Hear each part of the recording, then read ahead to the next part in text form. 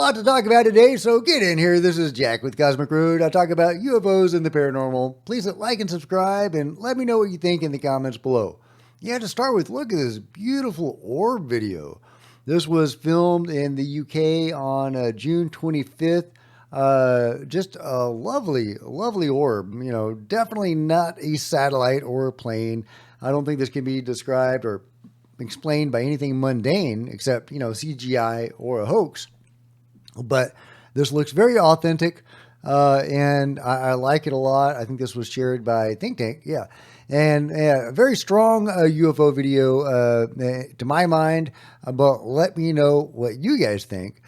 Meanwhile, we have another awesome UFO video to share, and that is the Mosul Orb UFO video. We've seen the still image of the Mosul Orb shared by Jeremy Corbell and George Knapp a little while back. But never before have we seen the video that still is from. So let's take a gander if you haven't seen it yet. Boom. There you go. The Mosul Orb in action. All right. Yeah. Okay. I'm going to see that again. Replay.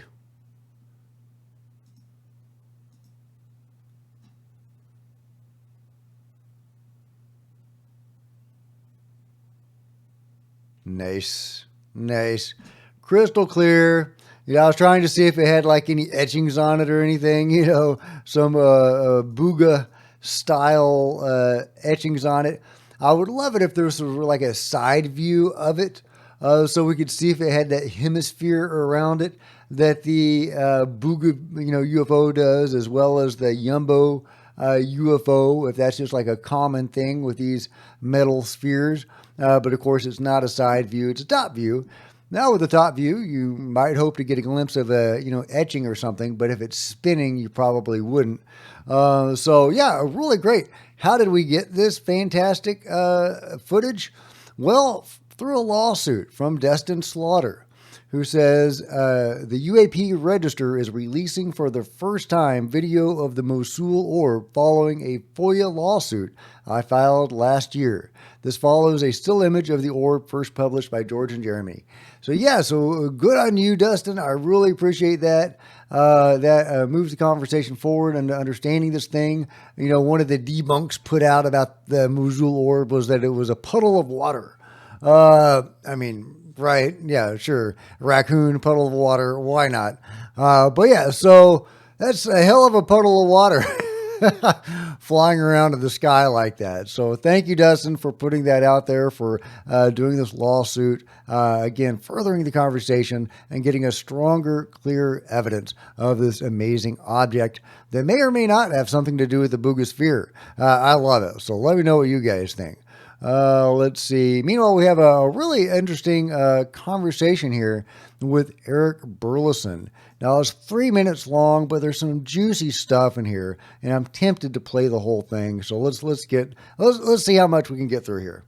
But I feel like at some point I'll be able to ascertain some truth, given that, you know what I'm saying? Like if somebody's lying to you, sometimes you can figure out what they're saying, what of what they're saying might be true. And so at the end of the day, like, it is pretty interesting to me that they all hate each other. Now, generally speaking, what I did find in common is they all have a high level of respect for David Grush. That's like universal, which is why I felt comfortable bringing him into my team. And he's very gracious to do it. Like, he can make a ton of money outside, and he's taking peanuts to work for me. But they all have that high level of respect for him. When I sat down with Lou and Christopher Mellon and Eric Davis in my office, they very much warned me, do not go near what they called, I can't remember if it was the green projects or the blue projects, basically official US government advanced technology special access programs. Because they said, if you do, you will get significant pushback, and it would be really bad. And so to me, what that says, when I'm hearing that, And then at the same time they're talking about all this crazy like UFO stuff, like that there's four types of aliens, that we have people with psionic ability that are able to pull these things out of the out of the ether. And I mean, like, just stuff that's like out there, right? Like men staring at goats kind of stuff. And so I'm listening to this, and but what I do think is like, okay, there clearly is something the United States government is working on. That, to me, that's the one thing that I took from that conversation that I know must be true, is that there's something extremely important that we are working on that is highly, highly advanced. And Yeah, so yeah, it's really interesting that they warned him against, trying to access the special access programs. The control group essentially. They were afraid that he would encounter pushback. I assume that means like threats to his life, and then it would be risky, like physically risky, for him to try to uncover the UFO control group, which tells me that they know some stuff about the UFO control group. What do they know? What does Lou know about the UFO control group? We've heard, about reprisals and, all sorts of stuff that happened, with David Grush, especially. Somebody apparently broke into his house, and we don't know what went on there. We know they found something in that house that disturbed them when they came back, Grush and his family. We don't know what that was.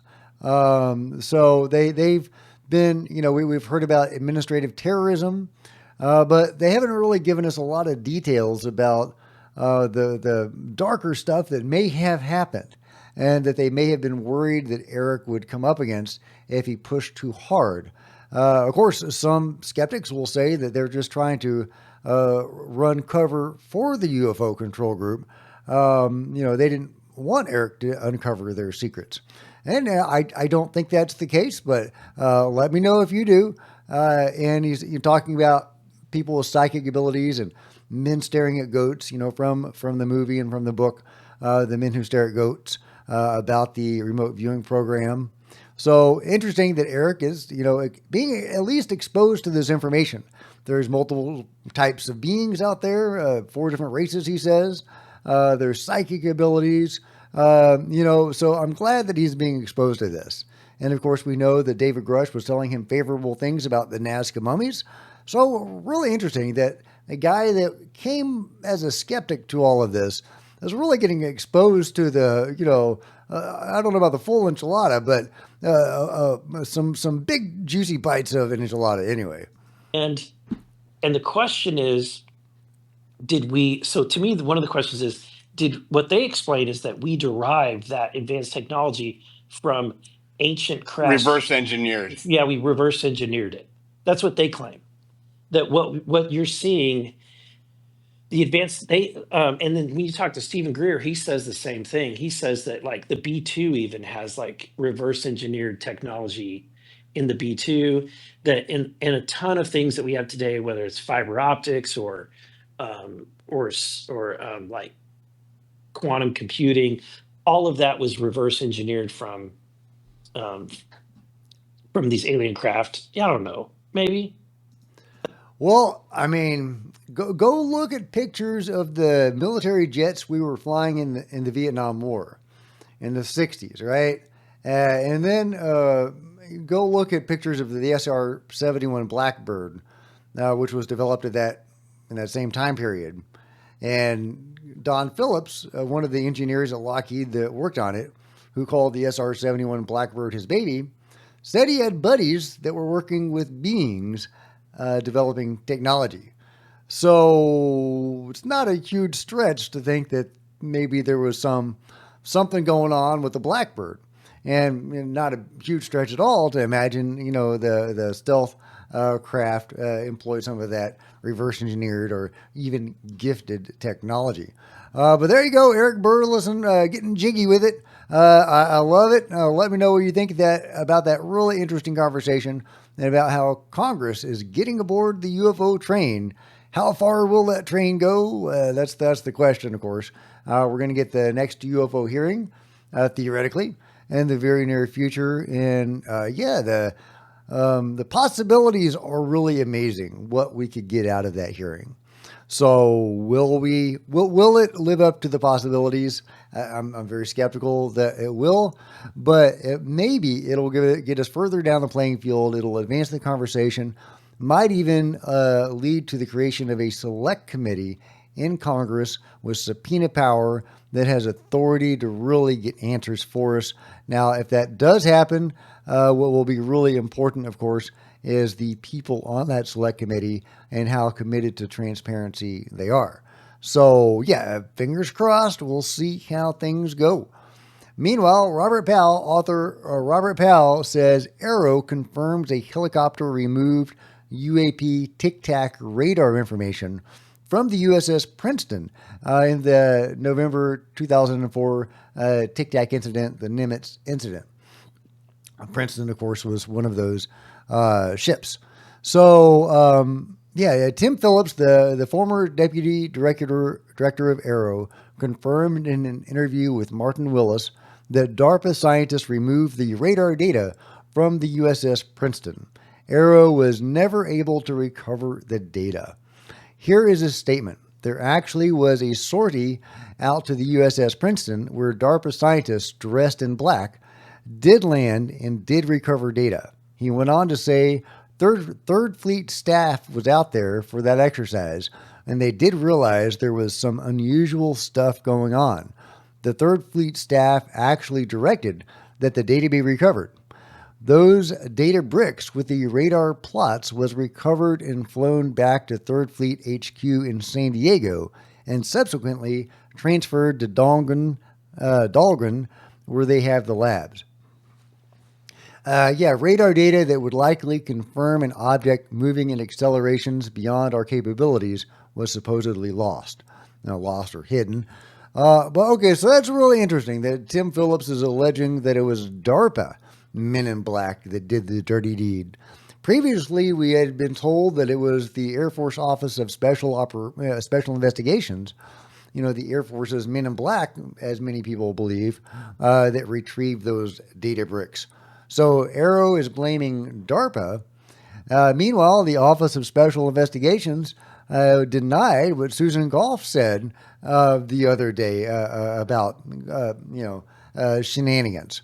So we have and I don't have any faith in the Air Force Office of Special Investigations, Arrow, or Susan Goff, but it's like they're or DARPA, but they're all contradicting each other. It's like the cover-up is admitting that there is a cover-up, but saying that it's somebody else doing it. It's weird. I don't know what to make sense of that. Arrow blaming DARPA, getting the Air Force Office of Special Operations off the hook. Investigations. So, let me know what you think about all of that, these various elements of the control group, of the cover-up, spreading their own narratives about the cover-up, but admitting that there is a cover-up. You could say they're just trying to confuse us, and that may very well be what's going on, but they didn't have to say anything. They could have just kept mum, and, we wouldn't see this weird drama playing out. So I thought that was interesting. Let me know what you think about all of that. Now, speaking of Jeremy Corville, he is not a big fan of the boogosphere, sadly. He says it's complete nonsense and bullshit. So that is too bad. I don't think that's a very good look for Jeremy. It doesn't sound like he has done a lot of research on the boogosphere. And if you don't know about something, sometimes it's wiser, especially for a public personality, to remain silent. So that is an unfortunate look for Jeremy, in my opinion. But hey, maybe you guys agree, or some of you might agree with him. Let me know what you think. But I do think that as a public personality in this space, it's better to acquaint yourself with some information on a topic before, expressing a public opinion about it. But hey, that's just me. Jesse Michael says, Anna Brady Estz was a program director at the National Science Foundation for over 8 years. kind of a big deal that she's saying UAP-related tech has improved foundational human technology for decades. Again, talking about reverse engineering UFO technology. So something that, I'll share that I'm not primary, on having seen, this was many, many decades ago, the technology development, but something that I was both exposed to in my personal capacity and then that I also brought into the government and government briefings is if people say, well, this UAP technology, someday it's going to be worth something, right? We're going to get something big out of it. Well, what does that even mean? Well, I had somebody share with me who was in these programs that there were many things that have already come out of these UAP programs, and so that includes lasers and includes semiconductors. Well, the in-depth story on that was that when fields of science would reach a certain level, what's been shared with me is that there are programs that would say, hey, look at this, which is 10 times higher performing. Wow. This is something that there's a much longer term history. And so both in personal capacity, but then upon hearing it, when we're talking about this ambiguous, be supportive because something's going to come out of it. There were highly credible people who were respected who said, there are some examples of some very major things that have come out of crash retrieval. So something.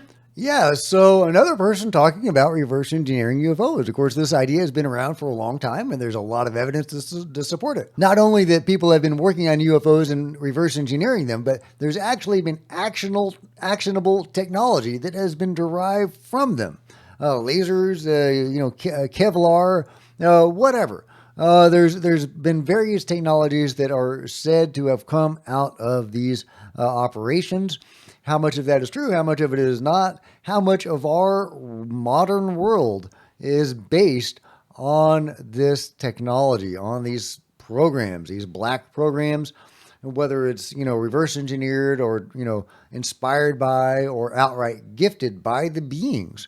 How much of our modern world is indeed shaped by the phenomenon? That is a wild thought, but I think it's a significant thought. Certainly not the first person to think that.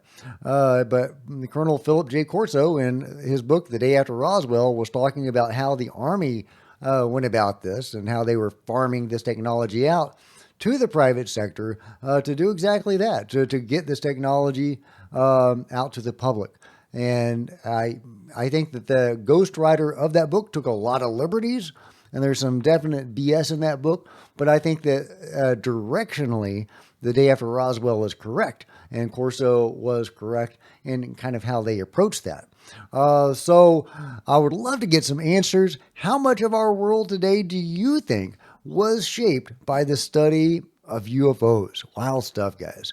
Meanwhile, Ronnie Vernett went down to the Amazon to investigate the UFO flap that was occurring in the Amazon on the heels of the face peeler phenomenon. The face peeler phenomenon had kind of tapered down or tapered off, but there was a significant UFO presence, and villages were experiencing these beings and these craft. And he's talked a lot about this and shared some anecdotes and some videos anyway, I've talked about Ronnie and his experiences and his information a lot. But here's another video that, I encourage you to check out if you have time. It's a 30-minute long video where he relates some of these experiences. And then, and he's talked before about some of these experiences were more paranormal than alien, and some of them seem to be distinctly alien. Here he is talking about the chief of the village, or one particular village, and his own experience. And as soon the chief said to me, no, it's real, I got paralyzed looking at it. I looked in a few meters away from me, an orange orb that was pulsating. So that's the chief of police you're talking about? The chief of indigenous people. Chief of indigenous people, okay. Yes. I talked first with the journalist that was covering the area, in the region, and he put me in contact with the indigenous chief. So he confirmed me everything, and he confirmed that he was paralyzed. He confirmed that these orange to red balls were descending close to the ground and coming from the forest, not coming from the sky, but coming from the forest. And And after that, I said, okay, I need to go there. So I kept all equipment. I brought all equipment there, and cameras also to get the testimony of the indigenous, and cameras to film the phenomena. And at the first time, I was not expecting to film any phenomena there, honestly. I was expecting only to interview them, to saw what they are witnessing. But as soon as I got there in the Amazon, the phenomena manifestations just exploded. It was like responding to my presence there. Okay. It was like... Maybe it wanted him to film it. That is such a fascinating thought, and that seems to be the case time and time again. Some experiencers, I always get terrible screenshots of people. But yeah, some experiencers will be called out of their homes by the phenomenon, which wants them to film it as it's going overhead. But then, you'll have an alien go by a camera and it'll cloak itself from the camera. So sometimes they want to be caught on camera, sometimes they don't. But it's this fascinating set of phenomena that they were experiencing in those villages. We don't know what was behind it all, obviously. I mean, maybe you do. If you do, please let me know. Let us all know. And we don't know how it relates to the face peeler phenomenon that, again, was occurring around the same time just right before that. So, let me know your thoughts about all that in the comments below. Last but not least, some beautiful wolves on a winter night. I hope that glass is thick, though. Yeah, but it's a lovely scene as long as that glass is thick. So let me know what you think about these awesome wolves and everything else covered in the comments below. Like and subscribe. Hit the bell to be notified of future videos. You don't want to miss a thing. Join me on social media. There's Facebook and Twitter links below. Love to see you guys there. If you want to support Cosmic Road in a bigger way, consider grabbing a coffee mug or a t-shirt in the merch store or by becoming a channel member. Channel members are rock stars, and I really do appreciate you guys' support. Thank you. Meanwhile, there's plenty of other videos on the channel, and I'll see you guys next time. This is Jack with Cosmic Road, signing out.